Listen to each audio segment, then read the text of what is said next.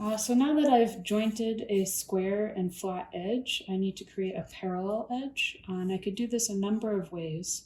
If my curve happens to bend only in one direction, I could take it to either the table saw or the bandsaw and roll it on the machine bed so that as the piece is being cut, it's also being supported by the machine bed.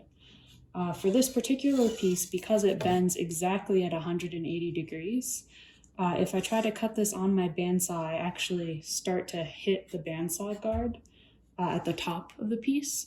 So this is a better cut for the table saw.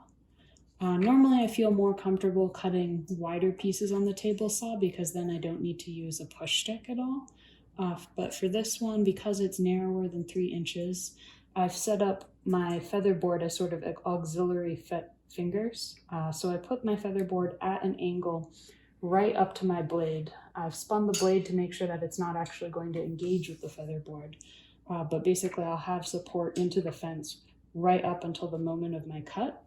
And the reason why I put it at an angle is just as my parallel flat comes down again, I don't start to get caught on the bottom feathers.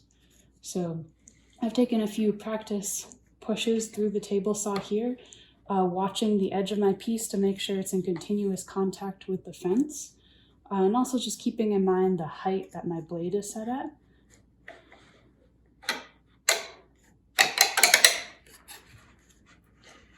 And then as I come down on the other side of the cut, then I can grab my push stick and push my piece all the way through. So I'm going to take a few practice pushes on the table saw and just until I get completely comfortable with it. And then I'll shift my fence over and take a cut to clean this edge up.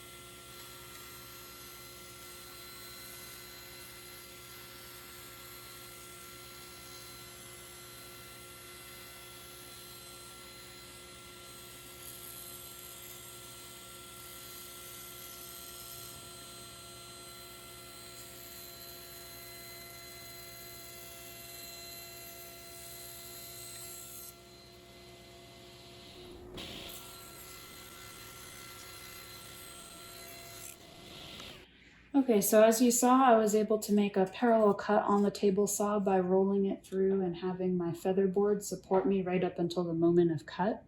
My first piece here, you can see very slight burn marks from when I had to stop a few times in the cut and make sure the piece was pressed up against the fence, but they're really minimal. Nothing that I won't be able to hand plane off. And then the second piece, I was feeling a lot more confident, and that has actually a really clean surface.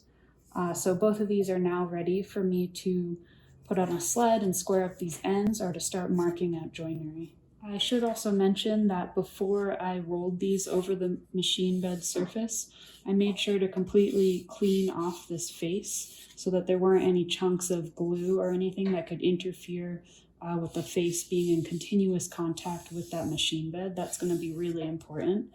So when you're doing practice pushes over the machine surface, just double check to make sure that you're not riding on any glue, that you're in continuous contact with the veneer surface to the machine bed at all times.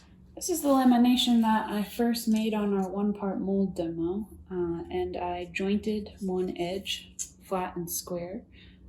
This guy was really easy to joint just because it didn't really double back on itself. It's a pretty shallow curve. And now I'm going to create a parallel edge, and because this curve bends less than 180 degrees, I can cut it really easily and safely on the bandsaw.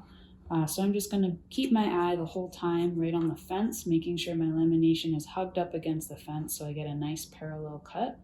And I'm just going to make sure that every single, or rather as I'm cutting the lamination, where the cut is happening, my lamination is always in contact with the machine bed. So I'm minimizing any kind of tear out and trying to support those fibers as much as possible. If this was a really important piece, I'd probably even throw on a sacrificial bed to make sure that it was a zero clearance cut. But this is just a poplar test piece, so I'm just going to cut it as is.